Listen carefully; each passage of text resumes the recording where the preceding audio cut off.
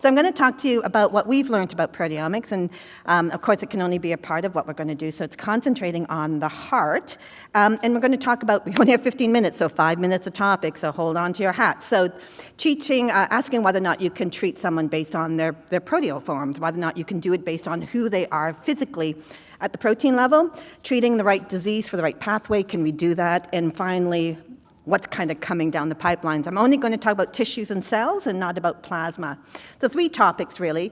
The first one is going to talk about HFpEF and HFrEF, what really a whole bunch of human samples that we've had, and finally analyzing, and I'll talk about what's going on, and really asking the question, like, are they truly distinctive diseases, and who's more like control than the other one, kind of fundamental basic questions. Is there common pathways? Then I'm going to talk about a drug that we've developed that if you have an MI and you're going to go on to develop remodeling, we can stop that. And then finally, kind of the most cutting edge stuff we're doing, which is single cell proteomics. So these are the cohorts that we're looking at from human tissue, from HFpEF, from Mike Zeil and David Cass out of Hopkins. And then we did a whole bunch of HFrEF really coming out of Cedars, as well as Campbell's lab out of the University of Kentucky. And the question we're going to ask, not only what does the human look like, is are there truly any animal models that recapitulate anything to do with humans? So let's start. I don't know if that shows up that well. It did on my computer. I don't know, it's not that good here. But essentially what you can see at the very top is, this is unsupervised clustering of about 5,000 proteins that we get in the tissue. Today, we can get close to 8,000 in about 1/3 the time, or even 1/5 the time. So the whole ability now for proteomics, essentially a proteome in 25 minutes or to 30 minutes, is kind of the common part now, so the throughput's just gone up. When we did this, that was not the case. We did 3 fractions, each one run for about an hour, 45 minutes. So what you can see here is based on all those proteins, just asking which sample is more closely related to the other. And to our surprise, they actually pretty much clustered as control, yellow, HFpEF, so 2 different cohorts of HFpEF, and then HFrEF being larger. And then on the very far side is left ventricle hypertrophy without HFpEF. And so already you can see that HFpEF is closer to control hearts than anything else. And I didn't necessarily expect that. Yet, if you look, if I go to the next one, if we just look at one of the cohorts from HFpEF, this is a subset of the proteins, you can see that the variability of each one of those lines, of each one of those individuals, is distinctive and quite different, even though they have a pattern. And when you start to go down the pipeline to figuring out who's got what pathways going on, you can see that everyone is different, even though HFpEF is more closely related to itself than to anybody else. So again, this is unsupervised clustering. And you can see from the PCA curve is that really controls completely separated, not surprising at all. So what is going on with those patients? So what you do when you have proteomics data is you ask, well, how are these proteins that are different related to each other? Are we seeing major pathways changed? And do they actually go together? And what you can see here is that there are differences in glycosylation between LVH and HFpEF, because that's what we wanted to see, the biggest comparison. They have a lot of the phenotypes the same, but clearly they're very different. And you can see on the big one, they're completely separated. And then you can also say what's the same. And you can see that they really are very, very different. Now, pathways are important, but what's even more important is what we call is upstream regulators. What are those main regulators that are turning on that big situation, that change in metabolism, that change in transcription translation? Who's driving that? Because you can't do anything in a cell without the proteome being changed across the board. And what you have to do is to go backwards to find out those key regulators that you can actually target. So this is looking again at HFpEF versus LVH, because we want to be able to differentiate them.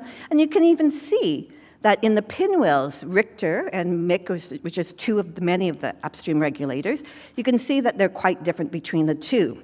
So in HFpEF, a lot of Richter's controlling things like ribosomes, proteins involved in OXPHOS. That's its regulation.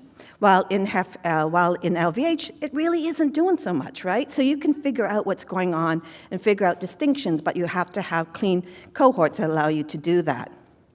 We also made the assumption that if you have 2 cohorts of HFpEF, even though both Mike Zeil and David Cass will argue that they have the better cohort, the reality is that clinically they both have the cohorts that represent the continuum of however clinically you're treating HFpEF.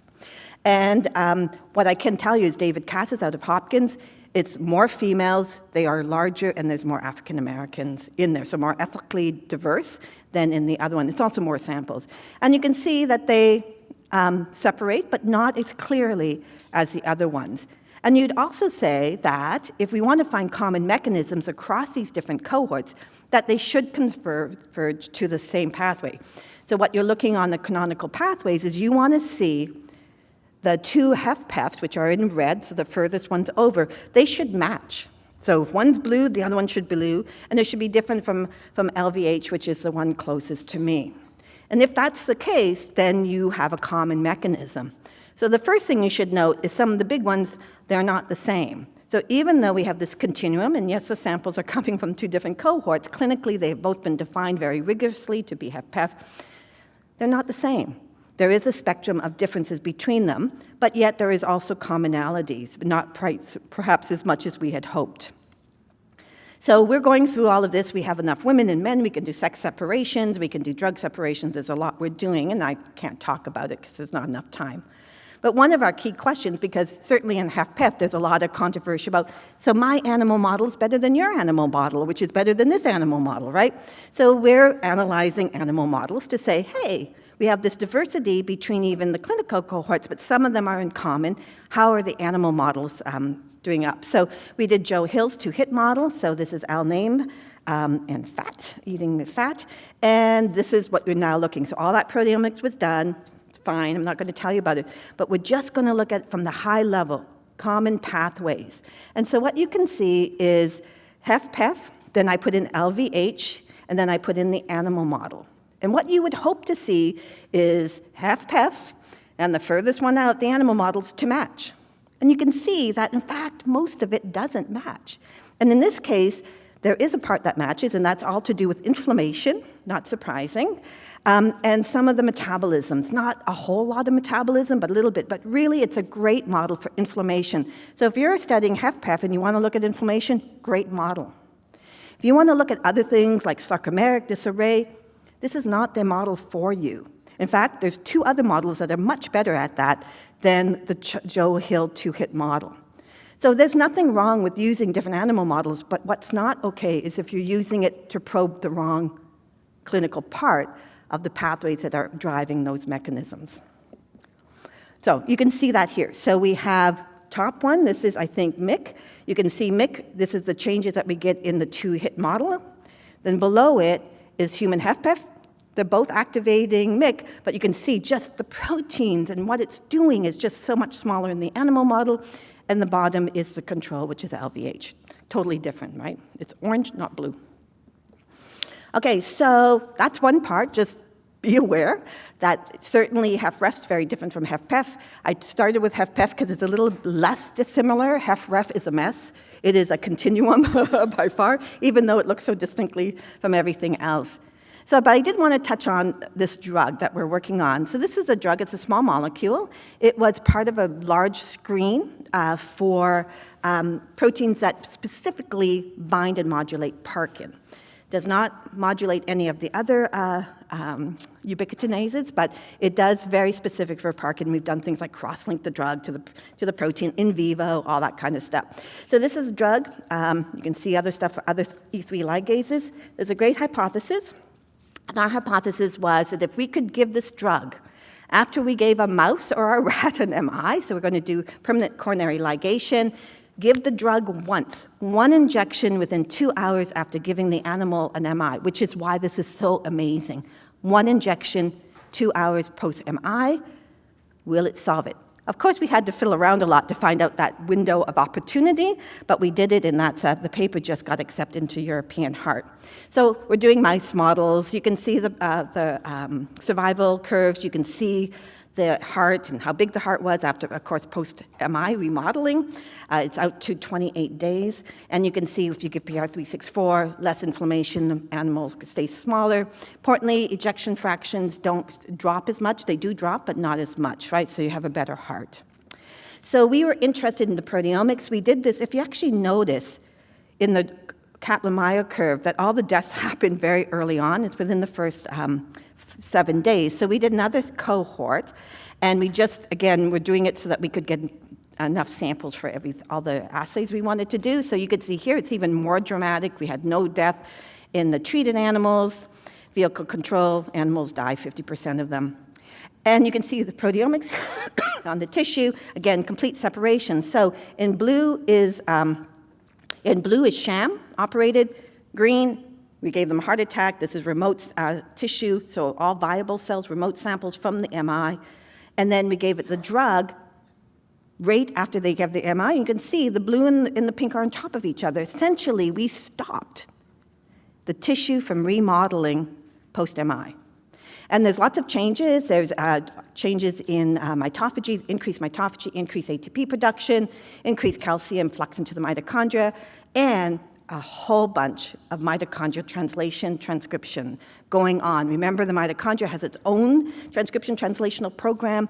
It is on full cycle going on in that set, so it's pretty cool.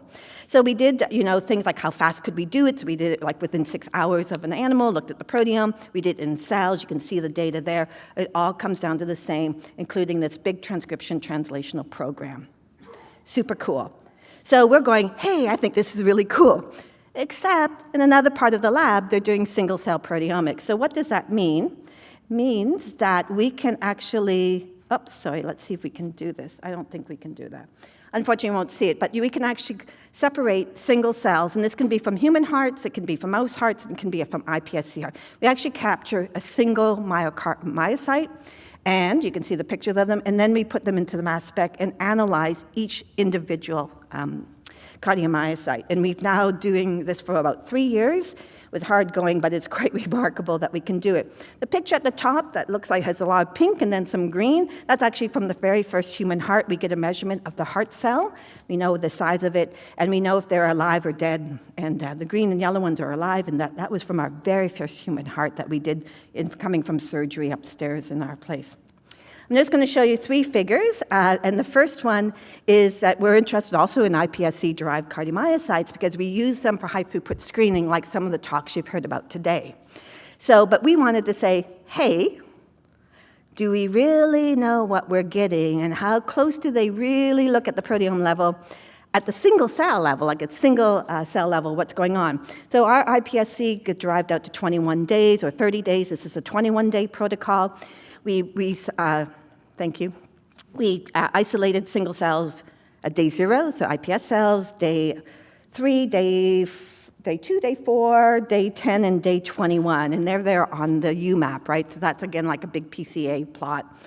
And you can see on the bottom where we're looking for myosin 6, myosin 7, and troponin T. This is not Western blots. This is not IHC. This is mass spectrometry-based single-cell analysis, and every one of those dots is a cell that is expressing one of those proteins.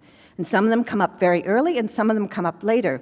And we can tell you, for example, in cardiomyocytes, when they're actually differentiated, we do see neuronal proteins in them, and we see lots of other proteins, including things like skeletal troponin I, which isn't supposed to be there.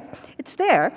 It's just at actually in human healthy hearts, in about 50% of them, it's just at a really, really low concentration. So you have to see it as a single cell. So this is probably the most important slide. And I only have 57 seconds left to tell you about it. So this is day 21. Actually, it's day 30 iPSC cardiomyocytes. They do cluster into 2 clusters. The 2 clusters differ on sarcomeric composition, so the ratio of myosin to actin to tropomyosin, for example, and metabolic profile. And that's true in healthy human hearts, that's true in most healthy hearts, and it's true in our iPSC-derived cardiomyocytes. And you can see myosin 7 there. It's pretty. Now, what's below it is we took that culture, right, our iPSC-derived cardiomyocytes, and gave it our drug, PR364. We gave it for 2 hours, which is the minimum time. And then we asked the question, what do those single cells look like? And what you can see is they actually didn't change the cluster. We still got 2 clusters. But if you look at the bottom, 2 of the target proteins, which is DP1 and MDHC, they actually have a different dose response curve to the drug. So what does this mean? This means that if you're treating a heart, if you're treating individuals, that you can actually have a different response because your cardiomyocytes each one is actually behaving differently. Okay, so what did we think? We have this drug, does lots of amazing things, but of course it's not perfect. What does it do?